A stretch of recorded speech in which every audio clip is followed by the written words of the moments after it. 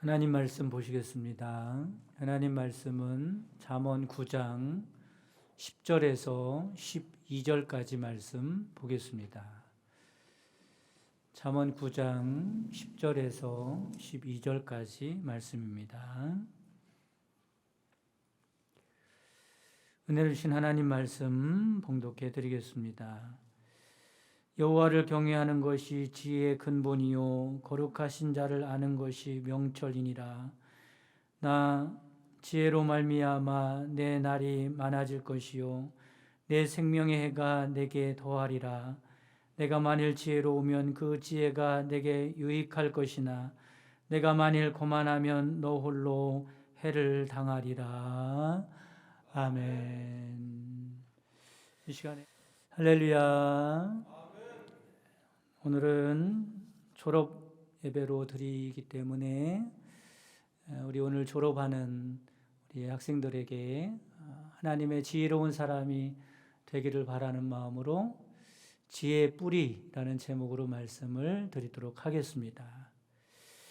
오래전에 흥얼거리면서 따라 불렀던 대중가요 하나가 생각이 납니다. 여러분도 아마 제 나이 또래 정도 되는 분들은 잘 아실 텐데 제목은 난 참 바보처럼 살았군요 라고 하는 가요입니다. 그 가사 내용은 이런 것이죠. 어느 날 가을날 맥없이 떨어져 바람에 이리저리 나뒹구는 낙엽을 보다가 문득 저 낙엽이 나의 모습이라고 생각이 들었습니다. 자신이 지나온 인생을 뒤돌아보니 떨어진 낙엽처럼 허무한 인생을 살았다는 겁니다. 다른 길로 왔었으면 더 좋았을 수도 있는데 후회가 됩니다. 여러 번 다른 길로 갈 수 있었는데 그 기회를 번번이 놓쳐버린 아쉬움에 난 참 바보처럼 살았구나. 이 어리석은 바보야 라고 자책하는 내용의 노래입니다. 어느 날 난 낙엽 지는 소리에 갑자기 텅 빈 내 마음을 보았죠. 그냥 덧없이 흘러버린 그런 세월을 느낀 거죠. 잃어버린 것이 아닐까? 늦어버린 것은 아닐까? 흘러버린 세월을 찾을 수만 있다면 얼마나 좋을까?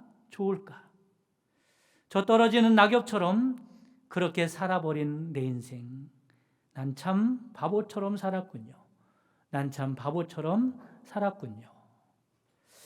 우리가 이 노래를 부르면서 공감하는 이유는 이 이야기가 남의 얘기가 아니라 바로 내 이야기이기 때문일 것입니다. 이 노래로 인기를 얻었던 가수 이종용이라는 가수가 이 노래를 부른 후에 정말로 바람에 날아가 버린 낙엽처럼 소리 없이 사라졌습니다. 마치 더 이상 이렇게 바보처럼 살아서는 안 되겠다는 듯이 말이죠. 그러다가 오랜 세월 뒤에 다시 나타났어요. 그동안 그는 책 한 권을 썼는데 그 책 제목이 바로 난 참 바보처럼 살았군요 입니다. 이 책을 읽어보면 자기는 이 노래 가사처럼 바보처럼 살았던 삶을 후회한다는 고백이죠. 대중 가수로서 인기도 누려봤고 돈도 벌었고 하고 싶은 노래도 실컷 하며 살았는데 만족은 없었고 허무했다는 겁니다.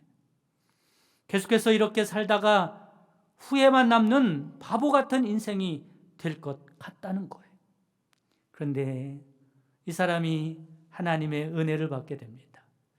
예수님을 만나게 되지요. 그리고 하나님께서 나를 얼마나 사랑하시는지, 나를 예수님을 통해서 어떻게 구원하셨는지를 알게 되고 하나님의 큰 은혜, 신학을 하게 됩니다. 그리고 지금은 목회를 하고 있어요. 이분은 이 책에서 자기가 지금까지 왜 후회하는 바보스러운 삶을 살았는지, 그리고 어떻게 그 길에서 건짐받게 됐는지, 어떻게 진리의 삶을 살 수 있었는지에 대해서 밝히고 있습니다. 여러분, 그렇습니다. 분명히 후회 없는 삶을 살 수 있는 길이 있습니다. 뒤돌아보면 바보 같은 삶을 살아가는 인생이 아니라 보람 있고 가슴 뿌듯한 삶을 살아갈 수 있는 길이 있다는 거죠. 이 길을 아는 것이 바로 지혜인 줄 깨달으시기를 간절히 바랍니다. 그리고 오늘 본문 말씀에 이런 말씀을 합니다. 12절 말씀에 오면 내가 만일 지혜로우면 그 지혜가 내게 유익할 것이나 내가 만일 거만하면 너 홀로 해를 당하리라. 지혜를 사전에서 찾아봤어요. 지혜를 어떻게 정의하고 있나? 지혜를 이렇게 말하고 있습니다. 사물의 도리나 선악 따위를 잘 분별하는 마음의 작용, 이렇게 정의해 놓고 있어요. 그러니까 지혜는 세상 이치를 분별하고 옳고 그름을 분별하는 마음의 작용이라는 겁니다. 다시 말하면 인생의 올바른 길을 찾아내는 능력이 바로 지혜라는 거죠.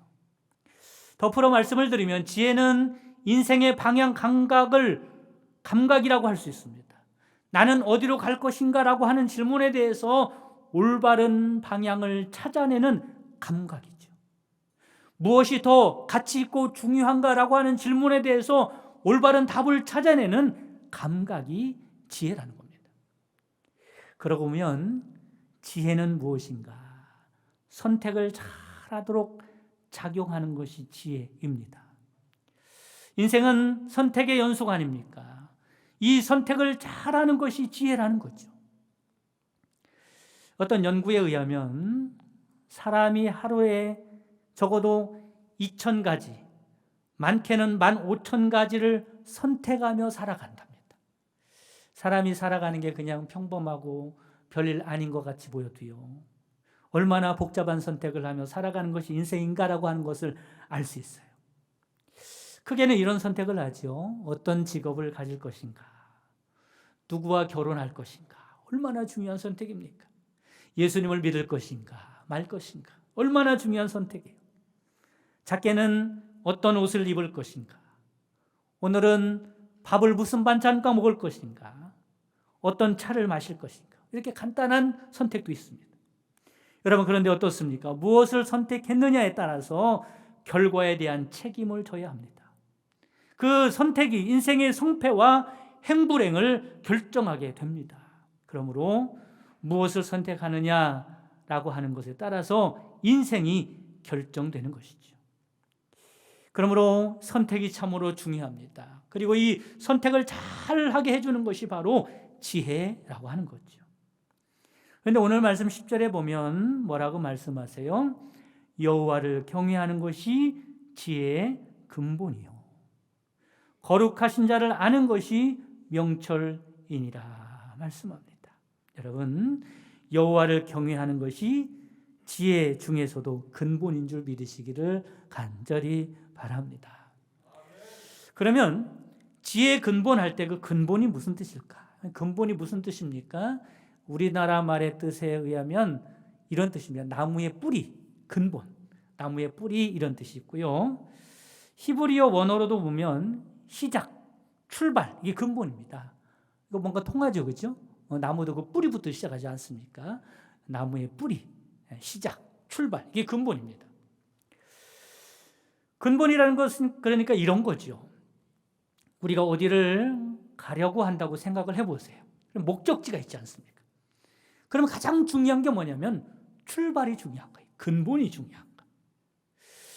출발할 때 어떤 방향으로 가느냐 말이에요. 어떤 길로 갈 것이냐라고 하는 게 중요한 것입니다. 만약에 방향이 잘못되거나 길을 잘못 들어서면 절대로 내가 목적하는 곳까지 도달할 수 없습니다. 엉뚱한 곳에 도착하고 말겠지요. 여러분, 그렇습니다. 출발을 잘못하면 평생 아무리 열심히 살아도 후회하는 인생이 될 수밖에 없는 것입니다. 여러분, 옷을 입을 때도요, 가장 단추가 많은 옷을 입을 때 가장 중요한 게 뭐예요? 첫 단추가 중요합니다. 그죠? 첫 단추를 잘 끼워야지. 첫 단추를 잘못 끼우면 모든 단추를 다 잘못 끼우게 되기 때문에 그렇습니다. 지혜도 마찬가지. 지혜도 어디에 근거를 두느냐, 그 뿌리가 중요한 건데, 오늘 말씀해 봤더니 그 뿌리가 여호와를 경외하는 것이라고 말씀합니다. 근데 보통 사람들은 지혜의 근본이 무엇이라고 생각합니까? 자기 자신입니다. 자기 자신이 지혜의 근본이라고 생각해요. 내 생각과 내 주장과 내 견해와 내 판단과 내 선택이 그게 지혜라고 생각하고 살아갑니다. 또는 어떤 현재의 말을 듣기도 하겠죠. 그러나 성경은 지혜의 근본을 사람이라고 하지 않습니다. 여호와가 지혜의 근본이라고 말씀을 하고 있죠. 이런 재미있는 얘기 있습니다. 어떤 남자가 약국에 들어가서 말을 했습니다. 약사님, 딸꾹질을 멈출 수 있는 약을 좀 주세요. 얼마나 불편한지 모릅니다. 그랬더니 약사가 예, 잠깐만요. 그러면서 약을 찾는 척 하다가 갑자기 그 남자의 뺨을 때리는 거예요. 그리고 희죽거리면서 그 남자에게 말을 합니다. 어때요? 딸꾹질이 멈췄죠? 이 약사는 남자를 놀라게 해서 딸꾹질을 멈추게 하려고 했던 것입니다. 그러자 그 남자는 아픈 볼을 잡고 약사를 빤히 노려보면서 이렇게 말합니다. 나 말고 내 마누라가 딸꾹질을 한다고 이렇게 하소연을 하더라는 거죠. 약사가 잘못 판단한 겁니다. 그렇죠? 성인으로 알려진 공자의 이야기입니다. 나라에 기근이 들어서 먹을 것이 없었습니다. 어느 날 제자 아니가 어렵게 쌀을 구해와서 밥을 짓는 겁니다. 그런데 공자가 잠깐 내다봤더니 아니가 밥솥 뚜껑을 열더니 밥을 한 움큼 집어서 먹는 게 아니겠습니까? 다른 때는 스승 공자가 먼저 먹지 않으면 절대로 손을 대지 않던 아니였는데 배가 얼마나 고팠으면 몰래 밥을 먹을까? 그 모습을 보고 공자가 놀라기도 하고 은근히 화도 나는 겁니다. 공자는 이렇게 말하죠. 아니야, 내가 방금 꿈속에서 선친들을 배웠는데 밥이 되거든 먼저 조상에게 제사 지내라고 하는구나. 이렇게 말을 하는 거예요. 왜 이런 말을 했겠어요? 밥을 몰래 먹은 아니가 뉘우치기를 바라는 마음으로 이렇게 말을 한 거예요. 그러자 아니가 이렇게 말합니다. 스승님, 이 밥으로 제사를 지낼 수 없습니다.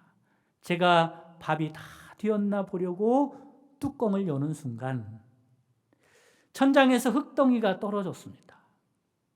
스승님께 드리자니 더럽고 버리자니 아까워서 제가 그 부분을 먹었기 때문에 조상에게 드릴 수 없게 되었습니다. 그 말을 듣고 공자는 부끄러워하면서 아니를 잠시나마 의심했던 것을 후회하며 다른 제자들에게 이렇게 말했다고 그럽니다. 지금까지 나는 나의 눈을 믿고 살았다. 그러나 나의 눈도 믿을 것이 못 된다는 것을 알았다. 지금까지 나는 나의 머리를 믿고 살았다. 그러나 나의 머리도 역시 믿을 것이 못 된다는 것을 알았다. 성경은 지혜에 관한 한 사람을 신뢰하지 않습니다. 지혜는 하나님으로부터 오는 것임을 알아야 돼요. 그래서 이렇게 말씀하는 겁니다. 여호와를 경외하는 것이 지혜의 근본이요 거룩하신 자를 아는 것이 명철이니라. 좀 더 정확하게 말씀을 드리면 지혜의 근본은 어디 있다고 말씀하는 거예요? 여호와를 경외하는 데 있다 이렇게 말씀합니다. 우리의 지혜의 출발점, 우리의 지혜의 시발점은 여호와를 경외하는 것이라는 겁니다. 여러분, 여호와를 경외하는 마음이 있기를 주님의 이름으로 축원합니다. 거기서부터 모든 지혜가 출발한다. 거기서부터 모든 지혜가 시작된다는 겁니다. 그러면 여호와를 경외한다는 것이 무엇일까? 여호와를 경외하는 것은 두 가지 마음입니다. 하나는 하나님을 두려워하는 마음이죠. 하나님의 공의로우심 앞에, 하나님의 위대하심 앞에 두려운 마음을 갖는 것이 하나님을 경외하는 마음의 첫 번째입니다. 또 하나는 우리를 향한 하나님의 무한하신 사랑을 깨닫고 그 사랑에 감격하고 감사하는 마음, 그것이 여호와를 경외하는 마음입니다. 그러면 이 마음이 언제 눈이 떠질까? 이 마음은 복음을 깨달을 때 떠지는 것입니다.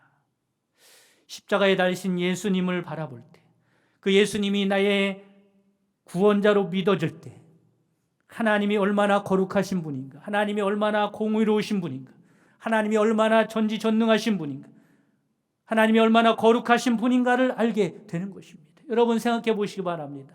나의 죄가 있는데, 그런 죄가 있는 상태로 우리를 구원하지 못해서 그 죄값을 덮고 그냥 우리를 구원한 것이 아니라 얼마나 공의로우신 분입니까? 얼마나 거룩하신 분입니까? 예수 그리스도를 통해서 죄의 문제를 해결하시고 우리를 구원하신 것입니다. 또 하나님께서 우리를 얼마나 사랑하십니까? 십자가를 바라볼 때 내가 뭐라고, 나같이 미천하고 부족한 자를, 나 같은 죄인을 구원하시려고 나를 사랑하셔서 예수 그리스도 십자가에 달려 죽게 하시면서까지 나를 구원하신 그 하나님의 놀라운 사랑이 복음 안에 들어 있는 것입니다. 이처럼 복음을 바르게 알고 깨달은 자들은 반드시 가지고 있는 신앙의 자세가 있는데, 그게 바로 여호와를 경외하는 것입니다. 여러분, 예수님 앞에서 여호와를 경외하는 마음을 갖는 여러분 되시기를 주님의 이름으로 축원합니다. 그렇다면 여호와를 경외하는 자는 어떻게 살아가게 될까? 어떤 지혜를 가지고 있을까? 첫째로는 하나님을 마음으로부터 철저하게 신뢰한다는 겁니다. 이게 믿음이죠. 하나님을 철저하게 신뢰하는 믿음이 그 안에 있는 것입니다. 경외한다는 말 안에는 두려워한다, 이런 의미가 담겨져 있습니다. 그렇다고 해서 하나님을 경외한다 그래서 죄 지은 사람을 잡으려고 쫓아다니는 경찰관을 죄인들이 무서워하듯 그렇게 무서워하는 그 두려움이 아니라, 마치 노예가 매를 때리는 무서운 주인을 두려워하는 그 두려움이 아닙니다. 누가복음 5장에 보면 예수님께서 베드로를 부르시는 이야기가 나오죠. 베드로는 예수님을 전적으로 신뢰하고 모든 것을 다 버리고 예수님을 쫓게 됩니다. 왜 그래요? 베드로 안에 예수님을 경외하는 마음이 생겼기 때문에 그렇습니다. 베드로와 어부들이 밤새 고기를 잡는 일을 마치고 그물을 씻고 정리하고 있었습니다. 그때 예수님께서 다가가셔서 말씀하시죠. 깊은 데로 가서 그물을 내려 고기를 잡으라. 베드로가 밤새 고기를 잡았지만 호탕을 쳤습니다. 깊은 데로 들어가면 고기를 잡을 수 없다는 것을 베드로는 너무나 잘 알고 있었어요. 그런데 베드로는 그 말씀을 의지하여 그물을 내렸더니 그물이 찢어질 만큼 고기를 많이 잡게 되었습니다. 이때 베드로가 예수님 앞에 엎드려서 이렇게 외치죠. 주여, 나를 떠나소서. 나는 죄인이로소이다. 베드로가 왜 이렇게 말했을까요? 예수님이 두려우신 분임을 알았기 때문에 그렇습니다. 예수님 앞에서 내가 얼마나 큰 죄인인가를 알았기 때문에 그렇습니다. 나 같은 미천한 자가 예수님과 함께할 수 없음을 알았기 때문에 그렇습니다. 예수님이 하나님임을 알았습니다. 예수님은요, 우리가 알지 못하는 길을 아십니다. 예수님은 우리가 알지 못하는 방법을 아십니다. 예수님은 모든 것을 알고 계시고 못하신 것이 없으신 분이라는 것을 이 베드로가 알게 되었습니다. 베드로는 이런 두려움 앞에 예수님을 전적으로 신뢰하게 되었고 그의 인생을 다 맡기게 되었습니다. 이처럼 하나님을 경외하는 사람은 마음으로 철저하게 하나님을 신뢰하게 되고 이것이 바로 지혜다라고 하는 것입니다. 두 번째, 하나님을 경외하는 사람은 하나님의 뜻에 순종하는 사람입니다. 잠언 1장 7절 말씀에 보면 여호와를 경외하는 것이 지식의 근본이거늘 미련한 자는 지혜와 훈계를 멸시하느니라. 오늘 보면 12절 말씀 보면 내가 만일 지혜로우면 그 지혜가 내게 유익할 것이나 내가 만일 거만하면 너 홀로 해를 당하리라. 이 거만이 뭐예요? 여러분, 교만이 무엇입니까? 자신의 지혜를 신뢰하고 자신의 판단을 믿고 하나님을 무시하고 하나님의 지혜와 훈계를 멸시하는 자들은 미련한 자들이요 거만한 자들이라고 말씀을 하고 있습니다. 이들의 결국에는 영원한 멸망으로 떨어지게 되겠죠. 하나님을 경외하지 않는 사람은 하나님께서 하시는 말씀에 무관심합니다. 하나님의 말씀을 들은 척도 하지 않습니다. 왜냐하면 내 안에 의가 있기 때문에 그렇습니다. 나에게 방법이 있기 때문에 그렇습니다. 하나님의 말씀인 성경에 관심을 갖지 않습니다. 하나님을 찾지 않습니다. 교만하고 거만한 자들입니다. 그러나 전도서 12장 13절 말씀에 뭐라고 말씀합니까? 하나님을 경외하고 그 명령을 지킬지어다. 이것이 사람의 본분이니라. 하나님을 경외하여 하나님의 말씀에 순종하고 살아가는 것이 우리의 본분이다. 그것이 지혜라는 겁니다. 하나님께서 우리의 생사화복을 주관하시는 분이십니다. 우리의 인생길을 계획해 놓으시고 계신 분입니다. 그분만이 우리 인생길을 올바르게 인도하실 수 있는 선하신 목자가 되십니다. 그렇기 때문에 가장 지혜로운 것은 하나님의 인도를 받고 하나님의 말씀대로 순종하고 살아가는 것임을 믿으시기를 간절히 바랍니다. 사랑하는 성도 여러분, 그리고 오늘 졸업 예배를 드리는 우리 교회학교 학생 여러분, 지혜의 근본인 하나님을 경외하는 마음으로 하나님을 철저하게 신뢰하고 하나님의 뜻과 말씀에 순종하며 살아가는 가장 복된 삶을 살아가는 여러분 되시기를 주님의 이름으로 축원합니다. 지금은 우리 주 예수 그리스도의 구속의 은총과 하나님의 크신 사랑하심과 성령님의 내주교통 충만 역사하심이 하나님을 경외하는 지혜로 복되게 살기 원하는 모든 성도들 머리머리 위에와 그 가정과 사랑하는 자손들과 그 순호하는 모든 생업 위에 지금부터 영원까지 함께 계시기를 주님의 이름으로 축원하옵나이다. 아멘.